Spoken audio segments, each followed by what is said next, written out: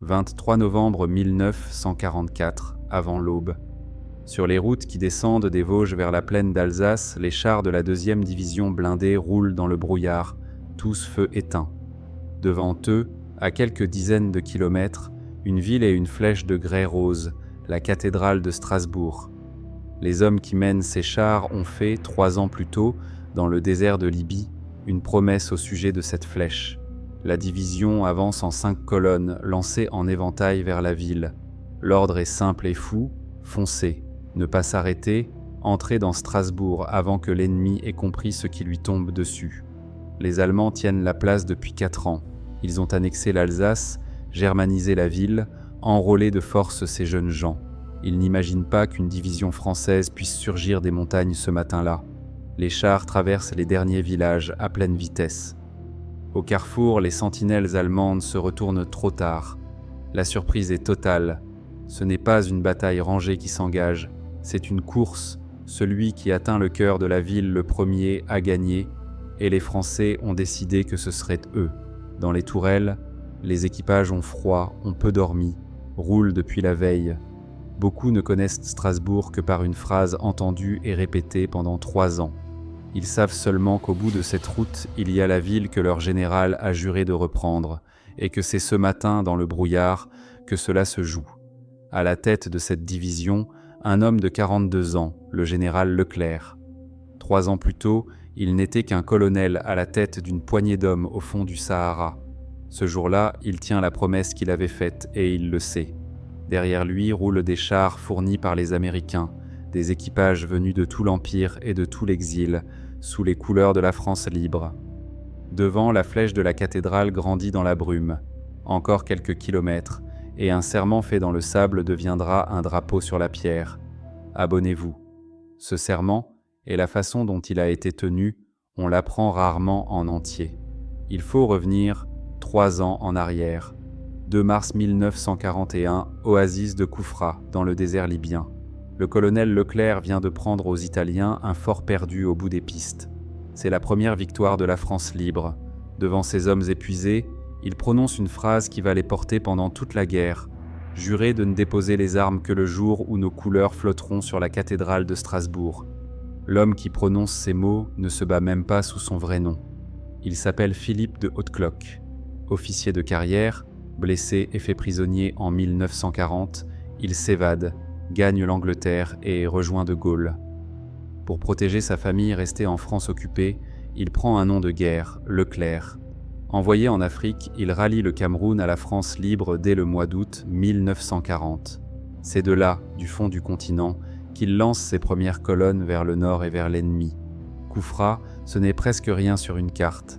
Un fort italien, quelques palmiers, un point d'eau au milieu du vide. Mais c'est la première fois que des soldats de la France libre prennent une position à l'ennemi et la gardent.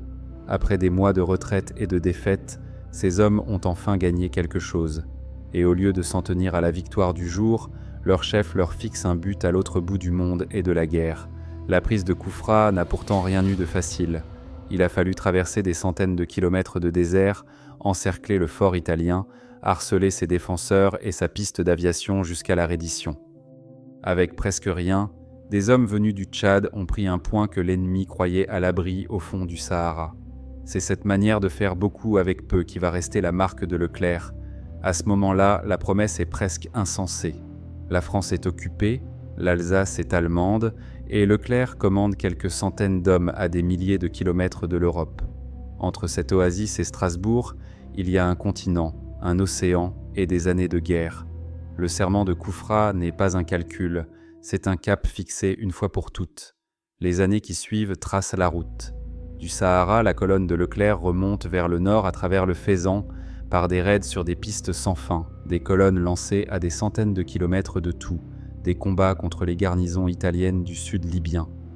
Année après année, la petite troupe grossit, s'équipe, s'aguerrit et garde en tête le même point sur la carte, une flèche de cathédrale qu'aucun d'eux, ou presque, n'a jamais vue de ses yeux.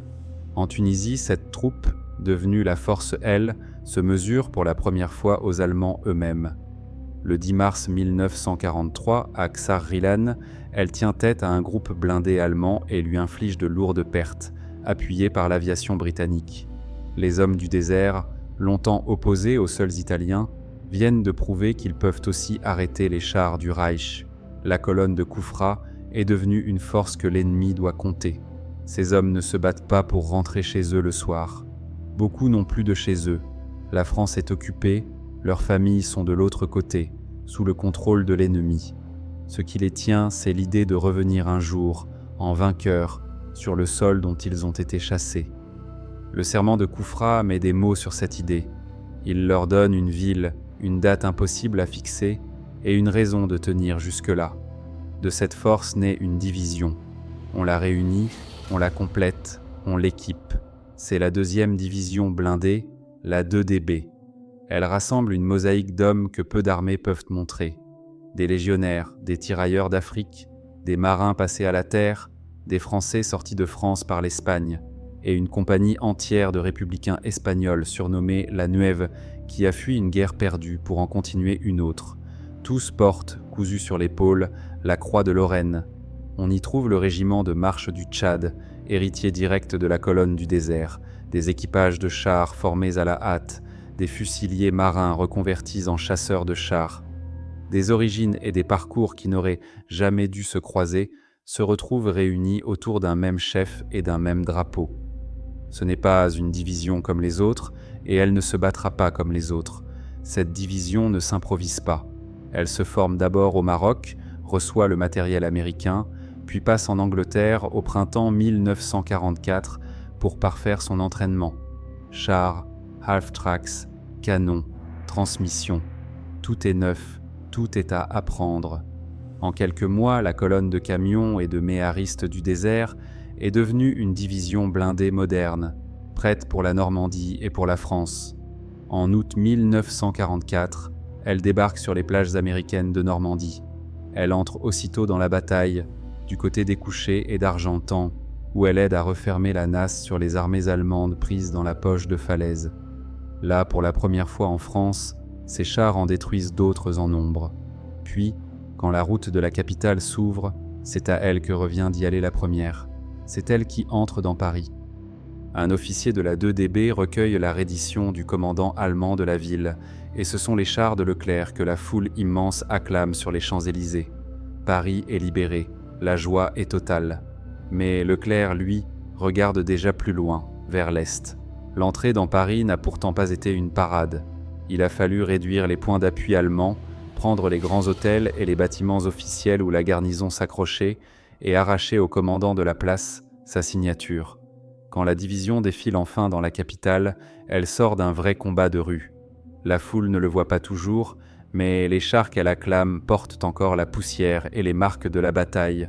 Tant que le drapeau n'est pas sur la flèche de Strasbourg, la guerre de ces hommes n'est pas finie, et le serment de Kufra reste une dette à payer. Entre Paris et Strasbourg, il reste des Vosges à franchir et un ennemi qui n'a pas dit son dernier mot. À l'automne, la division est engagée en Alsace dans le cadre de la 7e armée américaine. Devant elle se dresse le dernier obstacle, les Vosges, une barrière de montagnes et de forêts que l'ennemi tient et que l'hiver rend plus dur encore. Tant que ce verrou n'a pas sauté, Strasbourg reste hors d'atteinte. L'automne alsacien est boueux, froid, couvert de brume. Les Vosges sont un pays de forêts épaisses et de cols étroits, faciles à défendre, coûteux à forcer. Chaque village, chaque défilé peut être tenu par une poignée d'hommes et quelques canons. Une division blindée n'aime pas ce terrain. Les chars y sont à l'étroit, dépendant des routes, exposés dès qu'ils sortent du couvert. Pour atteindre la plaine, il faut d'abord arracher la montagne. Pendant des semaines de novembre, on se bat pour ses cols et ses forêts, dans le froid et la boue, contre un ennemi qui recule pied à pied. Chaque kilomètre coûte. Les équipages dorment dans leurs chars, les moteurs gèlent, les chemins se transforment en bourbiers. La division use ses forces contre la montagne autant que contre les Allemands et attend le moment où la barrière cédera. Ces semaines ont leur nom de villages et de cols que peu retiendront. Des bois disputés, des bourgs pris et repris, des routes minées, des ponts sautés. Rien de spectaculaire, rien qui fasse une grande image. Juste l'usure lente d'une division blindée qui grignote une montagne d'hiver, en payant chaque kilomètre, pour ouvrir la porte de la plaine. Abonnez-vous à la chaîne. Ce qui ouvre enfin la porte, c'est un coup porté par les Américains. Et il faut le dire, le 22 novembre, le 15e corps américain force la trouée de Saverne, le passage à travers les Vosges. La barrière cède. La route de la plaine d'Alsace s'ouvre d'un coup. C'est cette percée américaine que Leclerc attendait. Dès qu'il la voit, il ne perd pas une heure. Il lance sa division dans la brèche, non pas prudemment, mais à fond, droit sur Strasbourg, avant que l'ennemi ait le temps de se ressaisir et de fortifier la ville. C'est ici que reprend la scène du matin. 5 colonnes de la 2DB dévalent des montagnes vers la plaine dans le brouillard, à toute vitesse. Chacune vise la ville par un axe différent. Le pari de Leclerc est de saturer les défenses, d'arriver de partout à la fois, de ne laisser à l'ennemi ni le temps de comprendre, ni celui de choisir ou concentrer sa résistance. Les 5 colonnes portent les noms de leurs chefs: Rouvillois, Massu, Cantarel, Putz, Debré. Elles partent en même temps, sur 5 routes différentes, toutes tournées vers un seul point. C'est une course lancée depuis les montagnes vers une flèche de cathédrale, et chacun sait ce que ce nom veut dire pour le général. Ce qui joue en faveur des Français, c'est justement ce que l'ennemi croit acquis. Les Allemands comptent sur les Vosges et sur la trouée à peine forcée pour garder Strasbourg encore quelques jours, le temps d'organiser la défense. Ils n'imaginent pas qu'une division blindée entière puisse déjà être sur eux, sortie des montagnes dans la nuit. Quand les premiers chars débouchent, la ville n'est pas prête à se défendre, et ce retard d'une seule journée décide de tout. Le pari réussit. La colonne du colonel Rouvillois perce jusqu'au centre, avant même que l'alarme ait été donnée partout. Vers 9h30, elle débouche par la place de Haguenau, en pleine ville. Un message bref remonte alors la chaîne de commandement, dans le langage codé de la division. 3 mots. Tissu et dents iode, traduit, ils ne veulent dire qu'une chose: Strasbourg est atteinte. Le mot que Leclerc attendait depuis le désert vient de tomber sur une radio, au milieu du bruit des moteurs. Les 4 autres colonnes, elles, butent sur les forts qui ceinturent la ville. Massu devant le fort Hoche, Cantarel sur le fort Pétain, Putz sur le Kléber, Debré sur le Joffre. Ces ouvrages hérités d'un siècle de rivalité franco-allemande doivent être réduits l'un après l'autre. Plus à l'est, les chars poussent jusqu'au pont de Kehl sur le Rhin. Mais les Allemands le tiennent sous un feu nourri, et il n'est pas question de passer sur l'autre rive. Strasbourg est prise. Le Rhin, lui, reste la frontière. Dans les rues, les scènes se succèdent. Des chars qui débouchent sur une place, des soldats allemands surpris qui lèvent les mains ou décrochent, des fenêtres qui s'ouvrent, des drapeaux tricolores cachés depuis 4 ans qui ressortent d'un coup. Tout n'est pas réglé en 1 heure et il faudra des jours pour réduire les derniers points d'appui autour des ponts. Mais dès le 23 au soir, il n'y a plus de doute sur qui tient Strasbourg. Pour les habitants, c'est un basculement brutal. Depuis 4 ans, parler français pouvait coûter cher. Les noms de rues étaient allemands, les jeunes hommes partaient bas de force sous l'uniforme du Reich, vers l'est, vers le front russe. Voir déboucher des chars à croix de Lorraine, entendre de nouveau la langue interdite, c'est plus qu'une libération militaire. C'est un pays qui revient dans une ville qu'on croyait perdue. Et sur la cathédrale, ce jour-là, un drapeau tricolore est tissé. Sur la flèche de grès rose que Leclerc avait nommée dans le désert, 3 ans plus tôt, les couleurs de la France reviennent. Le serment de Koufra est respecté. Parmi les hommes qui entrent dans Strasbourg, certains étaient à l'Oasis ce matin de 1941, quand la promesse a été faite. Ils l'ont portée d'un bout à l'autre de la guerre, et ils sont là pour l'avoir tenue.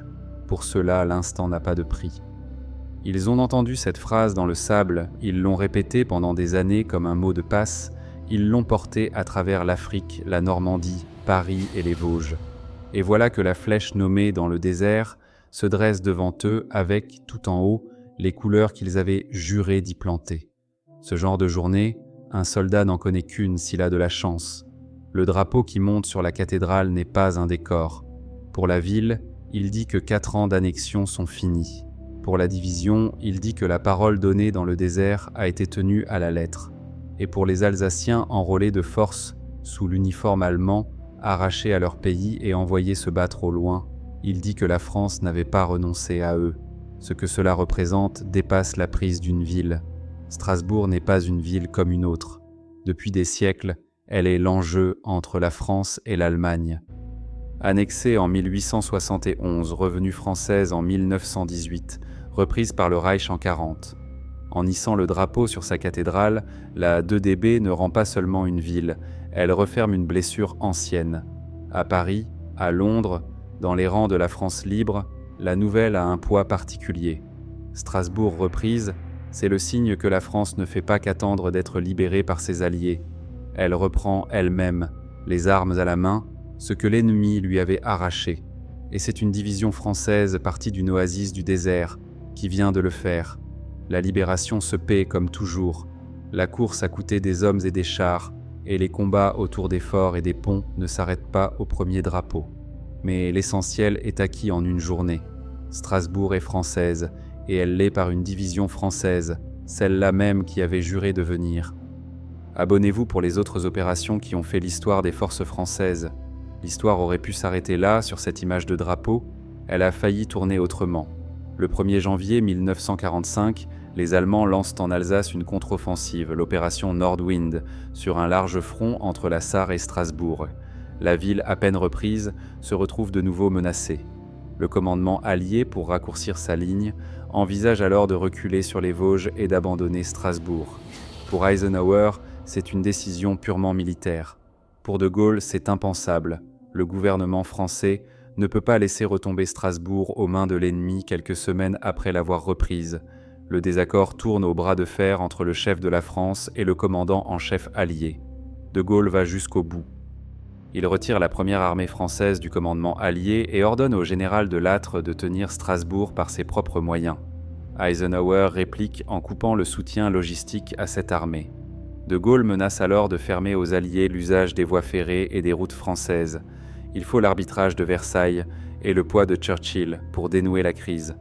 Eisenhower revient sur son ordre. Strasbourg ne sera pas abandonnée, et c'est la première armée française qui en assurera la défense.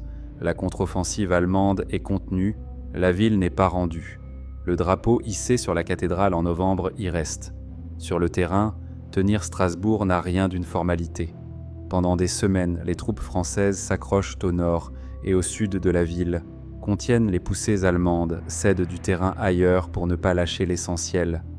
La ville reste sous la menace jusqu'à ce que l'offensive s'épuise, mais elle ne tombe pas. Le drapeau de novembre tient bon jusqu'au printemps. Ce bras de fer de janvier n'efface pas la journée de novembre, il la confirme. Ce que la 2DB avait pris par surprise, la France a refusé de le lâcher, même quand la prudence militaire conseillait de reculer. Strasbourg reprise en novembre par les chars de Leclerc, Strasbourg tenue en janvier par les fantassins de Lattre. 2 fois, à quelques semaines d'écart, la ville a été le point où la France a dit non. On retient de la libération les grandes images. Paris, les foules, les cloches. On oublie souvent la ligne droite qui va d'une oasis perdue du Sahara à une flèche de grès rose en Alsace. Entre les deux, il y a une promesse faite à voix haute devant quelques centaines d'hommes et tenue mot pour mot 3 ans et des milliers de kilomètres plus tard. Il faut mesurer ce que cela veut dire. Une promesse faite dans l'exaltation d'une petite victoire au fond d'un désert, par un chef que presque personne ne connaissait, à des hommes qui n'avaient alors ni chars, ni pays libre, ni certitude de survivre à la semaine. Et cette promesse, 3 ans plus tard, se retrouve tenue au mètre près, sur la pierre exacte qui avait été nommée. Peu de serments de guerre ont connu ce sort. Leclerc, lui, ne portera plus longtemps l'uniforme. En 1947, son avion s'écrase en Afrique du Nord, et le général de Koufra et de Strasbourg disparaît à 45 ans. Il laisse derrière lui une division, un parcours du désert à l'Alsace et un serment tenu à la lettre. La 2DB, elle, entre dans l'histoire avec ce serment comme signature. On peut oublier le nom des cols des Vosges, celui des colonels lancés sur la ville, le détail des combats de rue. On retient une phrase dite dans un désert et une flèche où le drapeau est monté. C'est peu et c'est tout. La preuve qu'une armée peut promettre l'impossible, puis le rendre vrai. Le 23 novembre, quand le tricolore s'est déployé sur la cathédrale de Strasbourg, il ne réparait pas seulement 4 années d'occupation. Il fermait un serment ouvert dans le désert. Peu d'armées peuvent montrer une promesse tenue avec cette exactitude. Celle-là, la 2DB, la portait du sable à la pierre, et elle ne l'a plus lâché.